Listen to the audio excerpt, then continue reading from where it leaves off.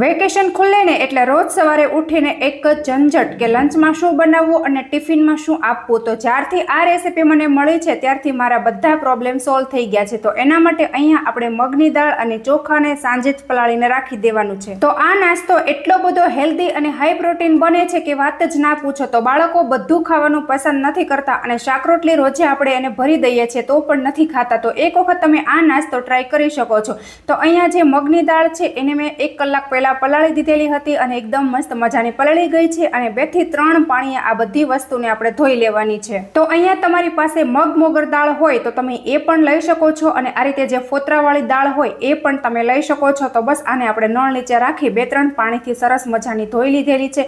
તો તમે જોશો કે ફોતરી પણ સરસ મજાની ઉખડી ગઈ છે.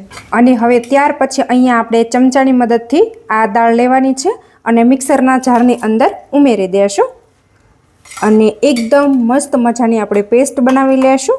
અને સાથે જ અહીંયા આપણે એક તીખું મરચું લેશું અને મિક્સરના જારની અંદર ઉમેરી દેશું.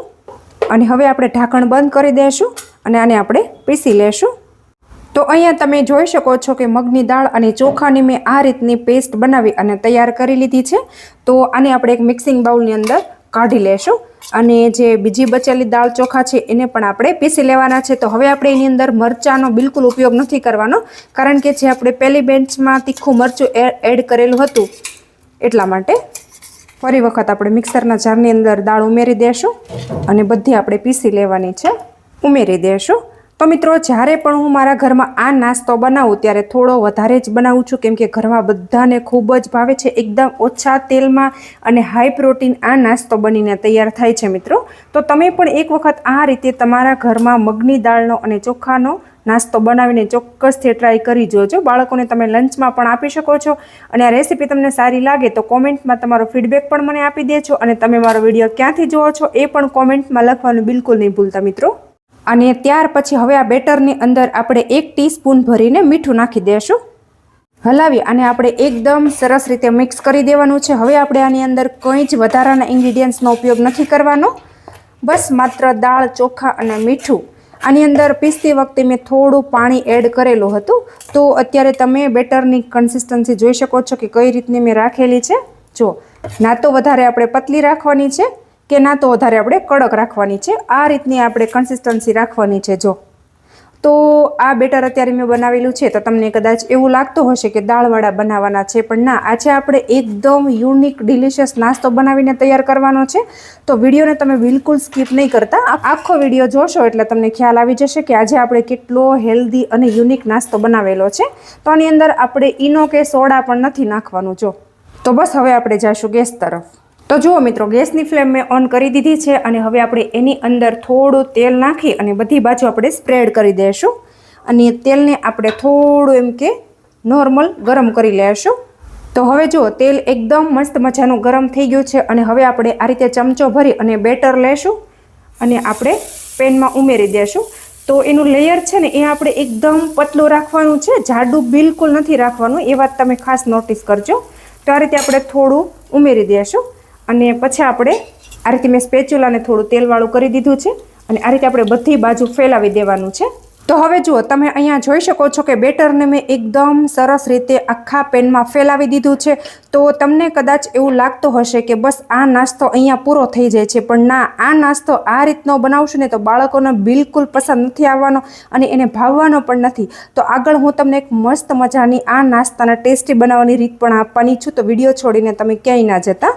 તો આને આપણે ઉપરથી થોડું તેલ નાખી અને નીચે કૂક કરી લેશું. ઉપરની સાઈડ ડ્રાય થઈ જાય પછી આપણે એને પલટાવીશું. તેલ નાખી દઈશું અને આ રીતે આપણે બધી બાજુ તેલને ફેલાવી દેવાનું છે. અને હા મિત્રો, આ નાસ્તાને આપણે મીડિયમ ગેસ ઉપર જ કૂક કરવાનો છે, જેથી કરીને એકદમ સરસ મજાનો અંદર સુધી એ કૂક થઈ જાય. બિલકુલ કાચો ન રહેવો જોઈએ એ વાતનું આપણે ખાસ ધ્યાન રાખશું.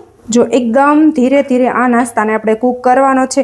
અને આ નાસ્તો બનાવવામાં મિત્રો જરા પણ વાર નથી લાગતી. દાળ ચોખા પલાળી દેવાનું અને આ રીતનો પુડલો કરી દેવાનો. અને આગળ આપણે આ નાસ્તામાં કઈ પ્રોસેસ કરવાની છે એ પણ હું તમને બતાવી દઉં છું, જેથી કરીને આપણો નાસ્તો એકદમ ટેસ્ટી અને યુનિક બને.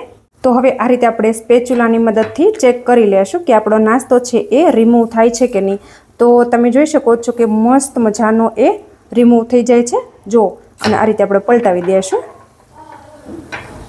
જો અને બધી બાજુ આપણે સેટ કરી દઈશું અને એકદમ મસ્ત મજાનો આપણે પહેલાં તો આને કૂક કરવાનો છે અને પછી હું તમને આગળની પ્રોસેસ બતાવવાની છું. તો અહીંયા તમે જોઈ શકો છો કે આપણો નાસ્તો છે એ આગળ પાછળ બંને સાઈડ એકદમ સરસ એવો કૂક થઈ ગયો છે.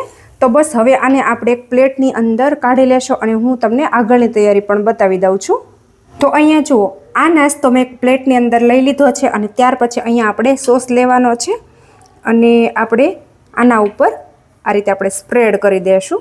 તો અહીંયા મેં ટોમેટો કેચઅપ લીધેલો છે, તમે અહીંયા ચીલી સોસનો પણ ઉપયોગ કરી શકો છો. તો આ રીતે આપણે બધી બાજુ લગાવી દઈશું એકદમ સરસ રીતે. અને ત્યાર પછી અહીંયા જો મેં થોડા મરચાં, ટમેટું, પનીર અને ડુંગળી લીધેલી છે, તો એ આપણે આના ઉપર ગોઠવી દઈશું. તો જુઓ મિત્રો, અત્યારે હું આ રીતના કરું છું એટલે તમને કદાચ થોડો ઘણો પણ આઈડિયા આવી ગયો હશે કે આજે આપણે મગની દાળમાંથી કયો નાસ્તો બનાવીએ છીએ. જો તમને ખબર હોય તો કોમેન્ટમાં તમારો ફીડબેક જરૂરથી આપજો અને તમે મારો વિડીયો ક્યાંથી જુઓ છો એ પણ સાથે કોમેન્ટમાં લખવાનું બિલકુલ નહીં ભૂલતા મિત્રો. તો મિત્રો, આ નાસ્તો એટલો બધો હેલ્ધી, ડિલિશિયસ, પ્રોટીનથી ભરપૂર બનીને તૈયાર થાય છે મિત્રો. તમારા બાળકો ઘરમાં શાક રોટલી ખાવાનું પસંદ નથી કરતા તો એમને તમે આ નાસ્તો એકવાર ચોક્કસથી બનાવી આપજો. જો છે ને કેટલો બધો હેલ્ધી. અને ત્યાર પછી અહીંયા આપણે ચીઝ લેશું અને આ રીતે આપણે આના ઉપર ખમણી લેશું. તો અહીંયા તમારી પાસે જો મકાઈના દાણા પડેલા હોય તો તમે એ પણ ઉમેરી શકો છો, સારા લાગે છે. અને હવે ચીઝને આ રીતે આપણે બધી બાજુ ફેલાવી દઈશું. તો અહીંયા તમે જોઈ શકો છો મિત્રો કે એકદમ હેલ્ધી, પ્રોટીનથી ભરપૂર અને ઇઝી આપણો ઘરે બનાવેલો પિઝ્ઝો બની અને તૈયાર થઈ ગયો છે. તો બસ હવે આપણે જાશું ગેસ તરફ. તો હવે જુઓ, અહીંયા મેં થોડું બટર લીધું છે અને ગેસ ઉપર આ રીતની મેં કડાઈ રાખી દીધી છે. તમારી પાસે નોનસ્ટિક કડાઈ હોય તો તમે એનો પણ ઉપયોગ કરી શકો છો, પણ નોનસ્ટિક કરતાં અત્યારે હું આ રીતની જે સ્ટીલની કડાઈ છે એનો ઉપયોગ કરું છું. અને એની અંદર આ રીતે આપણે બટર લગાવી દેવાનું છે અને ત્યાર પછી એના ઉપર આપણે જે તૈયાર કરેલો પિઝ્ઝો છે એ રાખી દેશું. અને ગેસની ફ્લેમ છે ને એ આપણે બિલકુલ મીડિયમ રાખવાની છે, હાઈ નથી કરી દેવાની. અને ત્યાર પછી અહીંયા આપણે પિઝ્ઝાની બાજુમાં આ રીતની પાણી ભરેલી વાટકી ગોઠવી દેશું. અને ત્યાર પછી હવે અહીંયા આપણે ઢાંકણ કરી દેવાનું છે બંધ અને 5 થી 6 મિનિટ આને આપણે એકદમ સરસ રીતે કૂક કરવાનો છે. 5 થી 6 મિનિટ જેવો ટાઈમ થઈ જાય પછી જ આપણે આ નાસ્તાને ખોલવાનો છે અને ચેક કરવાનો છે. તો લગભગ અહીંયા 5 મિનિટ જેવો ટાઈમ થઈ ગયો અને હવે આપણે ઢાંકણ ખોલી લેશું.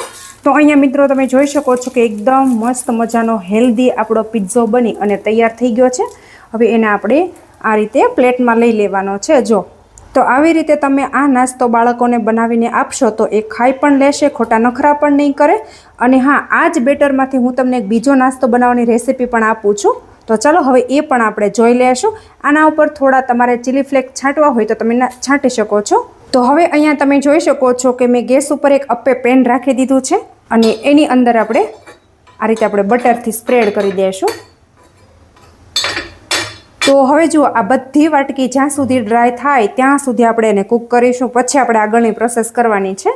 અને હા, જો અહીંયા મેં એક વાટકી ખાલી રાખેલી છે. એ મેં શેના માટે રાખેલી છે તમને ખબર હોય તો કોમેન્ટ કરી દેજો કે આ વાટકી મેં શેના માટે ખાલી રાખેલી છે.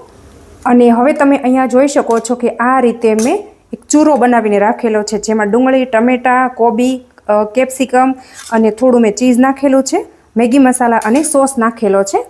તો આ રીતે આપણે ચમચી ભરી અને લેશું અને આ વાટકીની અંદર આપણે ઉમેરી દઈશું. જો આ રીતે એકદમ મસ્ત મજાનું આપણે સેટ કરવાનું છે. તો થોડું આપણે દબાવીને ભરશું એટલે ખાવાની ખૂબ જ મજા આવશે. તો ગેસની ફ્લેમ અત્યારે આપણે મીડિયમ કરી દઈશું અને આ બધી તૈયારી થઈ જાય પછી આપણે ગેસની ફ્લેમ થોડી હાઈ કરશું. અને હવે આ નાસ્તાને એકદમ ટેસ્ટી બનાવવા માટે અહીંયા ચીઝ મેં પહેલેથી જ ખમણીને રાખેલું હતું. હવે આ બધા બાઇટ્સ ઉપર આપણે થોડું થોડું ચીઝ મૂકી દેવાનું છે.